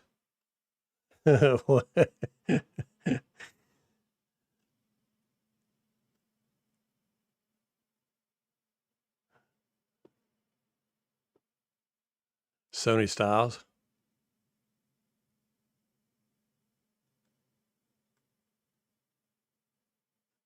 Bowles can't fix it. He's had plenty of opportunities. It's just getting worse. Every year it's getting worse. We have no talent. Super Bowl, Buccaneers, Brady, Evans, Godwin, Gronk, Marpet, Jensen, Kappa, Worse. Worse had really 2 good games to the last 2 weeks. Really good. This game, not so good. But yeah, he's the past couple of years, he's not been that good. Sue, yeah, Vea's gone downhill. He's just not as dominant as he needs to be. He's still not bad, but nowhere near what his potential is.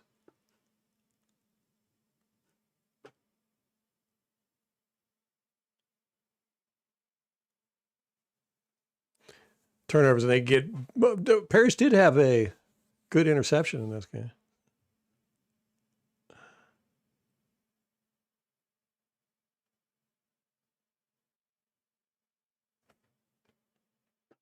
Seven interceptions last year. Why is this showing? Was that last year? It's 7 interceptions last year. Yeah, okay. And then 13 this year. So we doubled our interceptions. It don't feel like it, does it?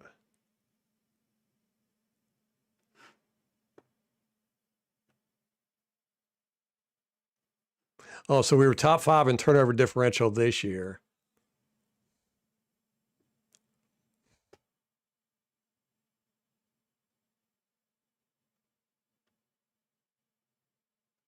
Yeah. Yeah, it is a lot better than last year. Last year was putrid.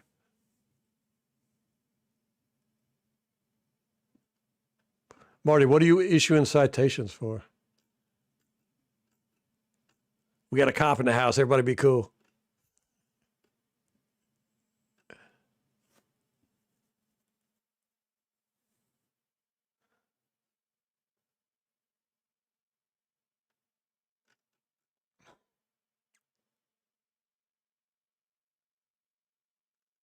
I'm telling you, I'm sticking to my guns that they're firing balls until Jason Light or ownership comes out and says they're keeping balls.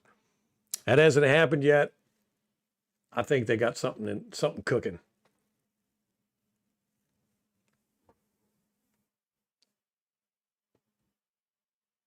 I'd put Vita in there, Tom, with Winfield and Wirfs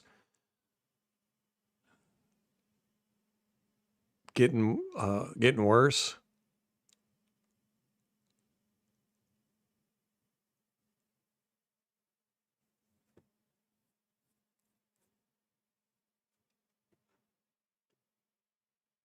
Right, Matthew, that's a good point. We didn't get whooped this year, except for the Rams game, I think. Right? And we were in every game, but we shouldn't have been in. We shouldn't have had a lot of the games that were close. Shouldn't have been close. I mean, the Panthers, Dolphins, Falcons, Saints, Cardinals, Jets. I mean, we should have just dominated those teams.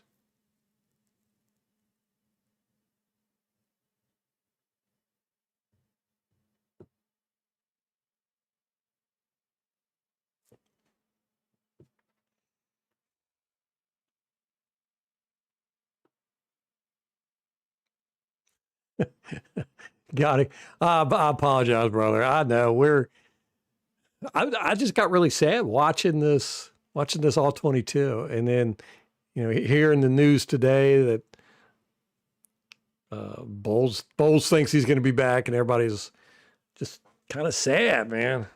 I probably wouldn't have been sad about it if I wouldn't have watched this all 22, but it's just so bad. Just so bad. Like I said, we didn't get any pressure on Bryce Young, even when we blitzed until like the fourth quarter. We got a little bit of pressure on him, but our guys weren't beating their guys. Their offensive line just dominated our defense. It wasn't even close. And our back end was just so messy, and it was hard to watch. It was hard to watch. So, not in the best frame of mind as far as that is concerned. Oh, animal control officer. Thanks, Marty. I appreciate that, brother.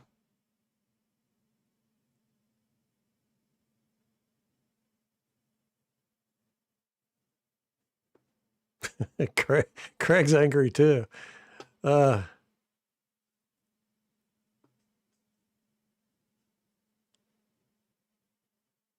Someone that types in all caps. That's you, ain't it, Tom? Aren't you the one?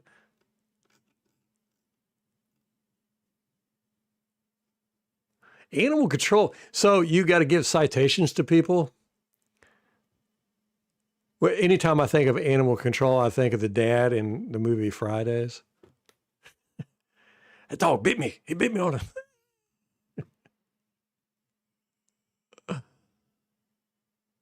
Jason hasn't replaced our talent. It's going to be interesting to see if he stays, what he's going to do in the draft. I feel like he's got a hit on stuff because, I mean, although everybody drafted this year ended up basically being a starter, I don't know, man. Honestly, I said this a couple weeks ago, but it's very hard to evaluate talent on this team with just the way the team's coached. I don't know if it's the coaching is so bad that it makes the talent look bad, or if the talent's so bad it makes the coaching look bad. I mean, I don't think it's the talent, because we got guys, like Winfield and Vea and Levante and basically those three who are not playing well, and I know they're good. So that's why I think it's the coaching.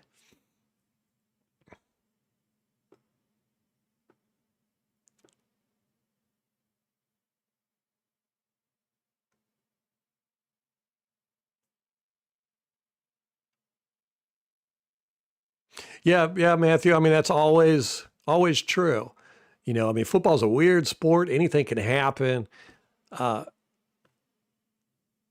Jason could knock it out of the park in drafting and free agency, because it does seem like he likes to draft these developmental players and stuff. And, we know after this draft, he's really been honing in on character players. Maybe this year, he's going to go for some dogs, man. I mean, we had some guys on defense last year that we wanted in the draft, and he pulled out the Egbuke card, which kind of shocked me. And then, at first Egbuke, because I did a whole video about how Egbuke isn't the player everybody thinks he is. And during the preseason, he started lighting it up. So I was like, I don't think I'm going to post that video. And then the first couple of weeks of the season, he really lit it up. And I was like, ooh, I'm glad I didn't post that video. Now, I wish I would have posted that video because y'all would have crapped all over me at the beginning of the year about Egbuke. And I would have been like, just wait, man, just wait. I'm telling you. And pretty much everything I said in the video happened. But anyhow, I think Jason's going to have to get some dogs, some vicious guys. I mean, I think Atlanta did a really good job. Atlanta is stocked with talent. If they get a good coach in there, we're gonna be having trouble with them for many years to come. And watching the Panthers, they're getting better and better and better. If they get a new quarterback, they're going to be a team that's going to be competitive for many years to come. And Saints, their defense is good. Yeah.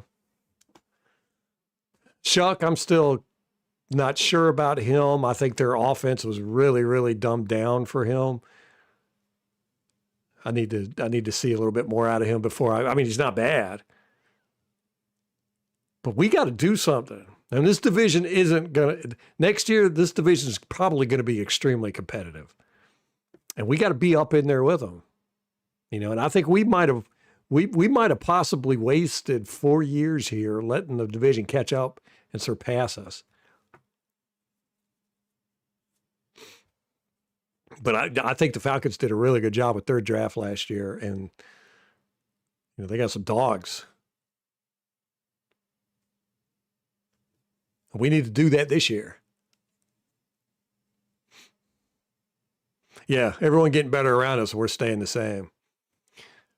And Todd Bowles said last year, he was like, he took a couple of weeks and evaluated, and he was like, he figured out, he was banging his head up against the wall trying to figure out why our coverage breakdowns were so bad on defense.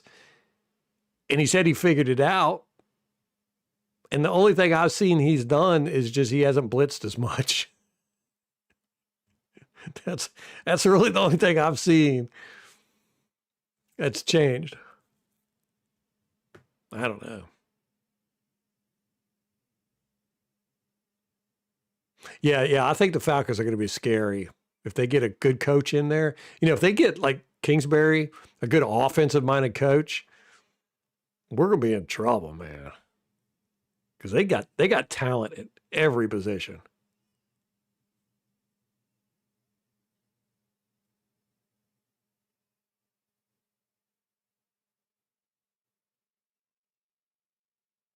Yeah, Joe, if we had the Saints defense, we'd definitely be going to the playoffs. Defense is what killed us this year. Defense has been killing us for quite a few years. But one thing I will say, our receivers have got to start getting open, especially against teams like Panthers that, play a lot of man coverage. We're just not fighting to get open. We got to work on that. Offensively. But offensively, I want to say we're okay, but I feel like Bucky's taking a step back. Offensive line had a rough year this year. It still wasn't as horrible as a lot of people say, I don't think. Like I said, it was a C+, B- offensive line. The big concern with me was Bucky Urban taking a step back. I mean, he doesn't look good at all. And then Egbuke kind of just disappearing.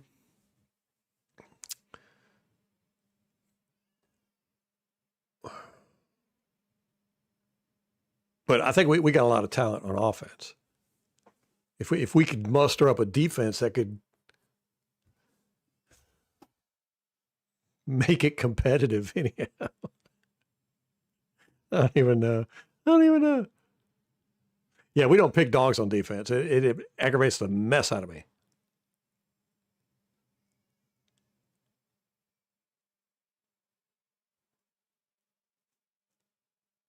I mean, Logan Hall has been playing kind of like a banshee, but he's he's not executing well, and he's more of just like chaotic.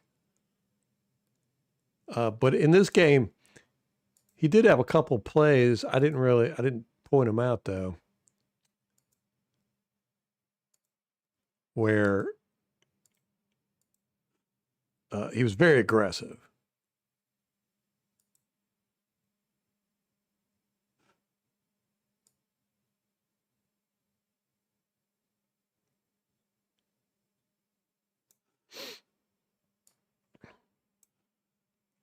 I'm looking to see if I can bring one up.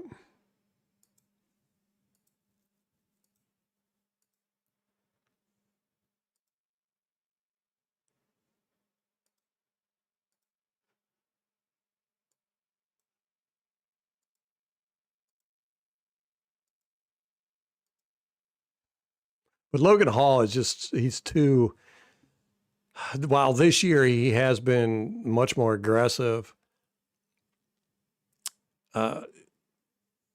he's just way too inconsistent. I mean, he'll have one play where, he's very dominant and, causing chaos. And then the next play, he's getting blocked out of the picture 5 yards downfield. And then the play after that, he's getting thrown to the ground, and it's just, he's very inconsistent.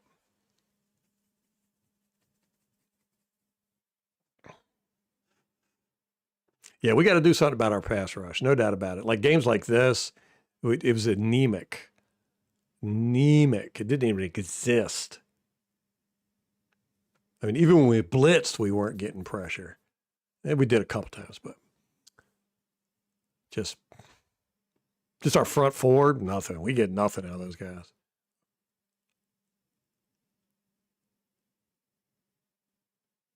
Yeah, we did not deserve the playoffs. Yeah, Joe, 100%. And I'm here to tell you the Panthers are going to get stomped in the playoffs. If they run up against a good defense with Bryce Young, they're just going to eat them alive.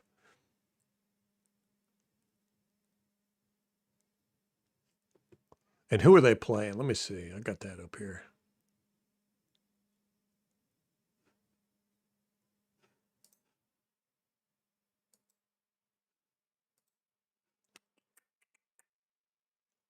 What did I do? Did I close that window? Dang it. I hate it when I do that.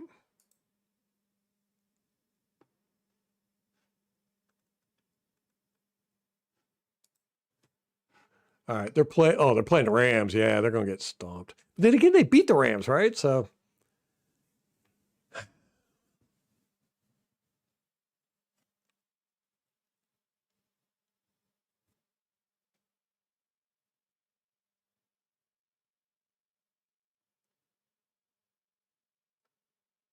Denver and Houston, the AFC. Now they got some good defenses. Seattle's defense, I like their defense too.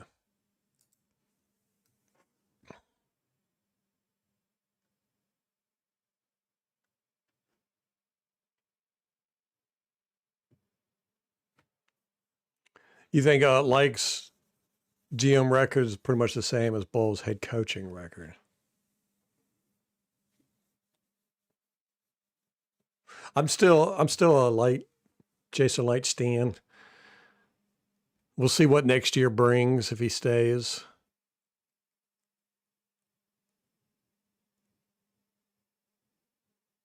Yeah, we normally do have a good stable of receivers. Yeah, that's a good point too. Uh, running back, he's about 70-30 on, right? And we've got some pretty decent ones. I'm going to be sad if Rashad White's gone.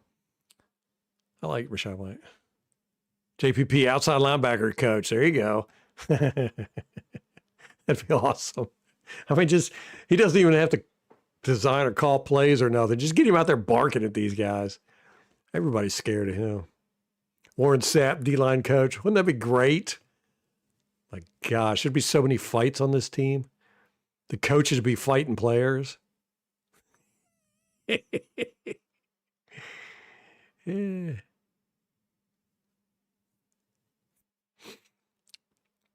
Mates, you don't like the offensive talent either?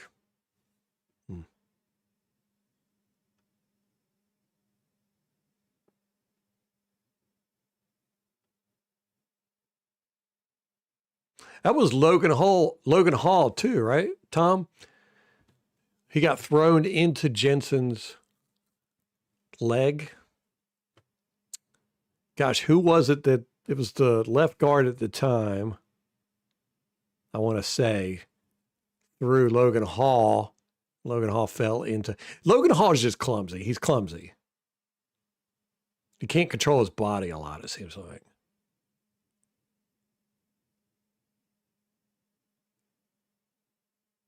Yeah, Mike Evans. You know, the Mike Evans and the Vita Vea draft, those two, I'm like, Jason Light can stay as long as those two are in the league. You know, I mean, those two right there are good draft picks.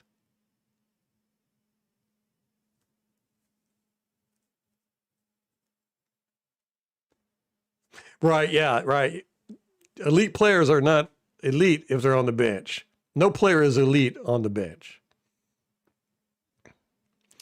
MH, I'm kind of surprised you're so upset. That's what I'm saying, man. So many people are just, they're going to tune out if Bowles is the coach. Jason has been the only consistent in how bad we have been. Oof.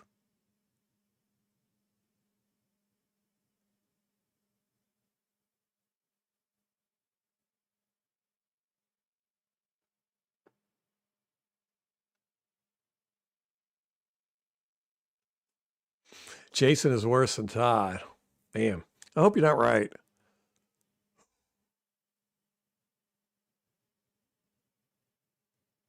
You know, I got to still give credit to Jason for bringing, drafting Mike Evans, drafting Vita Vea, bringing Shaq Barrett here and JPP and Dabakong Sue, then getting Bruce Arians here, getting Tom Brady here. And you could say Tom Brady got Gronk and Antonio Brown, but you know, Jason had a hand in that somewhere. So, I still got to give Jason some leeway. But I am at the point to where anything, as long as there's change right now, I'm happy. Because we can't keep doing this. Stinny. That was Stinny. He was the left guard. Is he on the hot seat to me? I could see, I wouldn't say the hot seat, but I could see where if they got a coach like Harbaugh that wants the GM fired, they would do it.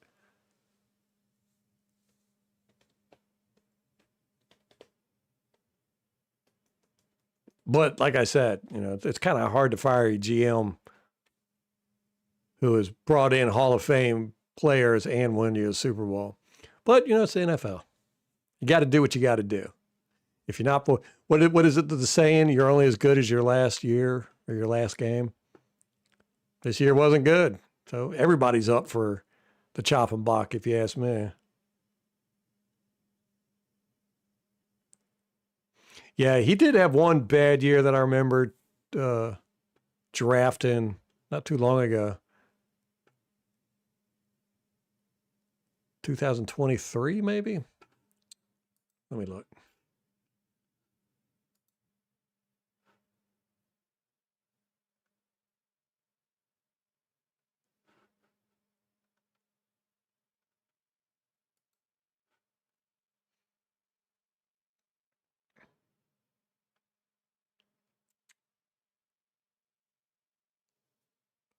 2021 was pretty bad. We got Hainsey out of that. That was okay, I guess.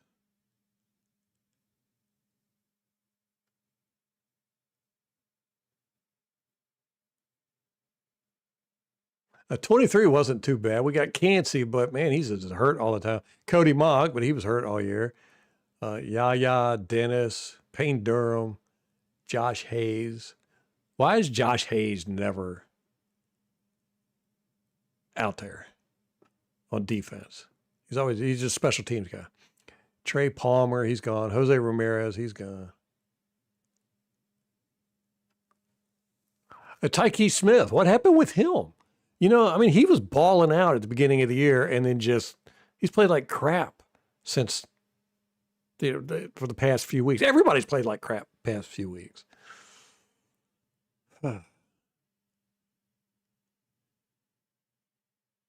Elijah Roberts, I really thought he was going to do something. You know, he showed some promise the first few games, and then nothing. I mean, he's just been just a guy. I mean, nothing. He's like in Chris Braswell territory.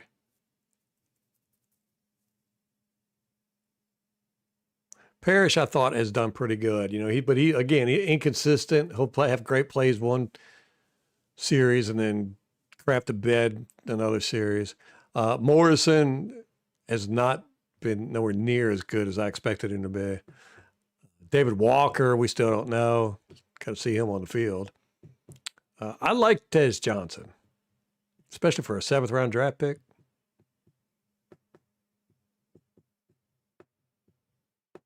Graham Barton played like crap at the beginning of the year. I mean, absolutely horrible. He's kind of shorted up a little bit here towards the last half of the season. So him and Feeney both have gotten better. I wouldn't say good. They've gotten better.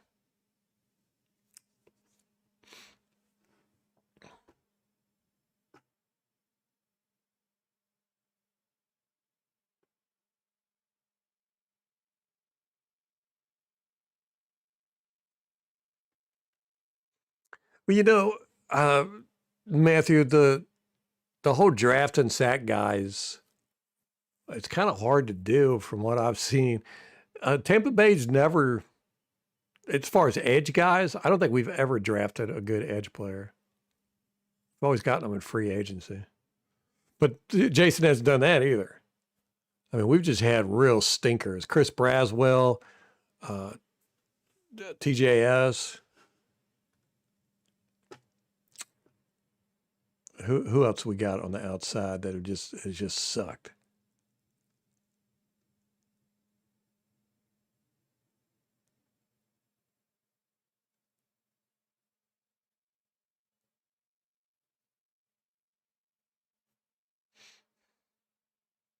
Gosh, I got Terry Beckner. I don't even remember him. Or Khalil Davis.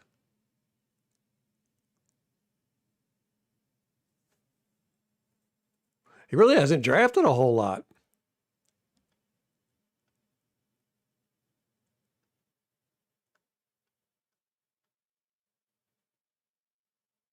Gosh, has Jason Light been here since 2014? Wow.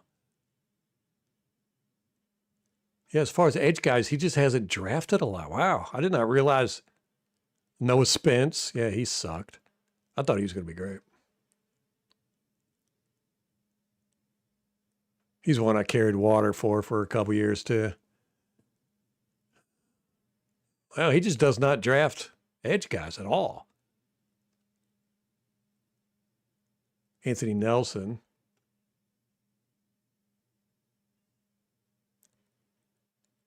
So we got Noah Spence, Anthony Nelson, JTS, Tryon Shoyinga.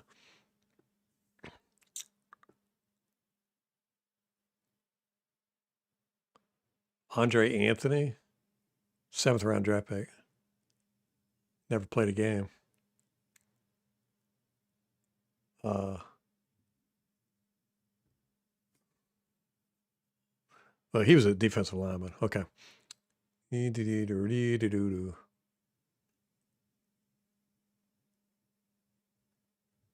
Chris Braswell. Gosh, those are horrible, horrible so far. Then we got David Walker. We don't know about him. So really, he's only drafted 5 edge guys,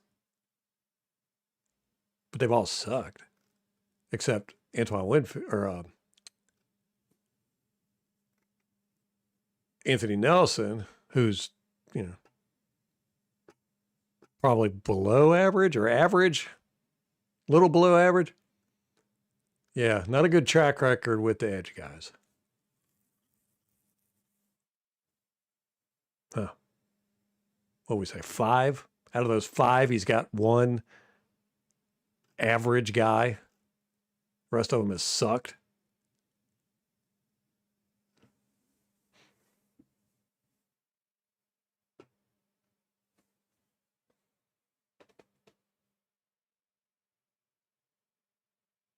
Yeah, they all suck. JTS sucked. Logan Hall sucks. Braswell sucked. And JTS was first round. Logan Hall, he was technically second round, right? He was the first pick in the second round. We moved down to get him. And then Braswell. Was Braswell first round guy? Second round. First round, we got Graham Barton. But yeah, I mean, you expect them to be good if you're picking them that high. All right, who do we like in college? Edge rushers. Y'all give me some names. If you think of a name, send it to me. Send an email, leave a comment or something like that, because I'm going to start looking at film. Me, Tom, Rampage. We're going to look at some film. I think Gotti, you're going to look at some too, right?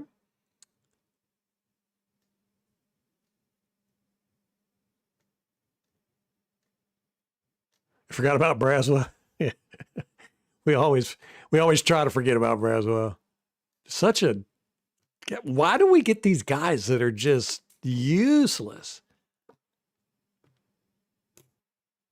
I mean, I can understand, you get guys that aren't good, but I mean, these guys are literally useless. They don't do anything. JTS was that way. He just didn't do anything. Logan Hall doesn't do anything.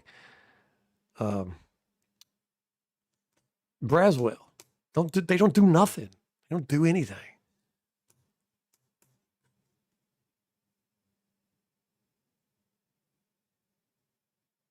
He's a Robin without a Batman. Yeah. I did like Yaya's interview at the end of the season there, where he was just he seemed kind of upset, and he said, "I'm going to start saying stuff, and if guys don't like it, oh well." Yeah, we got you want a defensive tackle or you want an edge guy? First round. Yeah, I'll always be a Robin. He would never be Batman.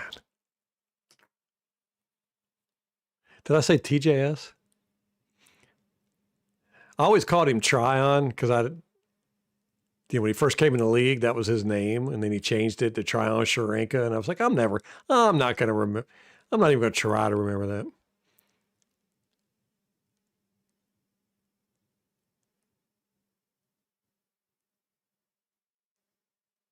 Who's your team, Marty?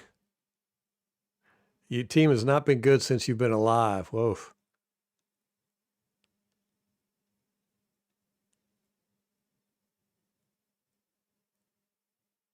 Yeah, I don't watch college football either, but we started doing the draft last year, and I like watching game film, so I got hold of some game film this year. So we're going to be more active with the draft. Tom and Rampage and some of the guys are really good at their draft analysis. And so they got me into doing it. So this year we're going to be all about that. I just need some names. Yeah, Tryon just took a salary. Where did he go? I know he went somewhere, and then I don't even think he's on a team now, is he? Kind of like Devin White. He said his goodbye to the Raiders.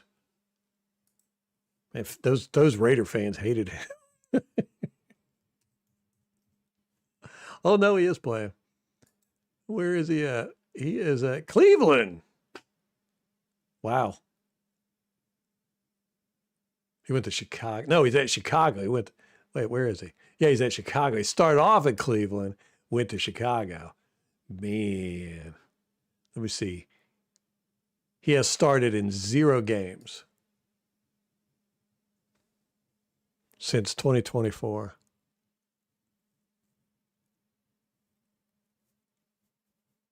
His stats, he's played in some games. He's gotten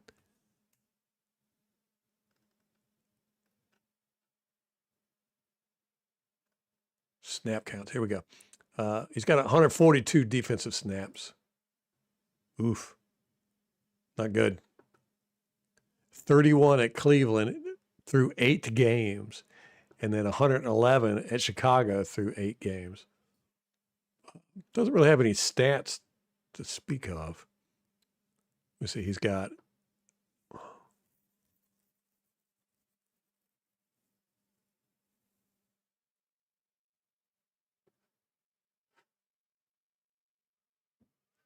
tackles. He's got 9 tackles,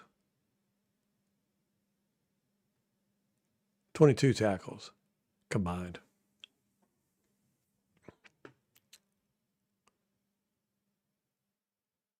No sacks. No batted balls.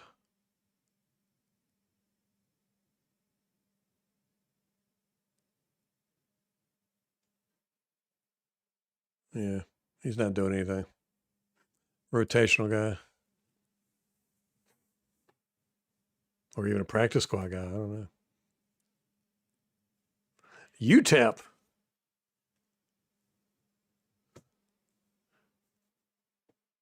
The team is weak as a defensive tackle, linebacker, quarterback. Dang, LMH, you don't like Mayfield? Tackle, guard, and cornerback. Yeah, we definitely got to address the inside linebacker position and the outside linebacker position if we stay at 3-4. Which I would prefer us to go back to a 4-3 myself. But yeah, we got to do something about outside and our inside linebackers. I will always, I say this every year, I never get upset about drafting the trenches, offensive linemen, defensive linemen. Can't never have enough of those guys. Good players.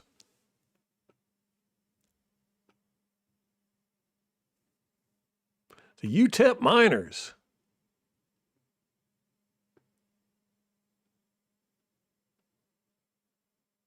Vern Troyer again.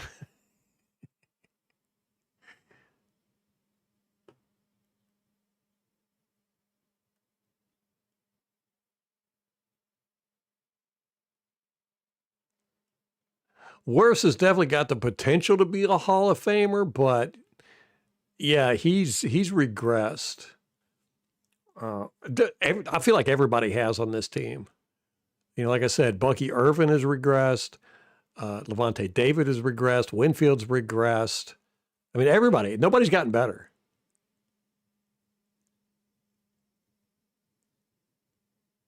So that's why I'm like, it's really hard to evaluate talent on this team right now because, I think the coaching staff is just really bringing everybody down.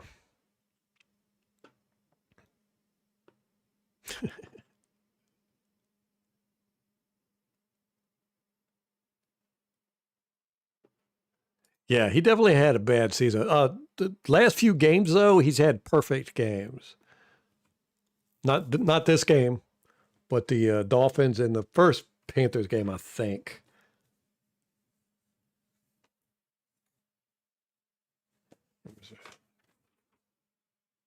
Not perfect. He got beat once in the first Panthers game, so. But he's played a lot better. But yeah, I get what you're saying, man. I get what you're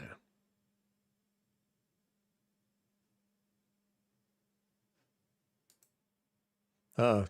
Tom's getting ready to break out the band hammer. All right, I got to get off here and go get something to eat. I got to take a shower, too. Tomorrow I'll be able to see my family. I'll be able to break out of quarantine. Can't wait. So I'm going to go get something to eat, take a shower, and watch some more game film, and then go to bed. Try to get tomorrow to get here as quick as possible. All right, guys, I appreciate y'all hanging out. And tomorrow we're going to do the offense. And like I said, get some names of guys you like in college so I can look at them. And if you want to get involved with the draft stuff this year, just let me know. I'll try to hook you up with some game film, too, if you want. Anyhow, I got to get out of here. I appreciate it. Hopefully, this time tomorrow, we'll have Harbaugh or somebody else as a new head coach. I think it'll be a while, but I'm still not of the opinion that Todd Bowles is staying. I think he's gone. Anyhow, till next time, go Bucs.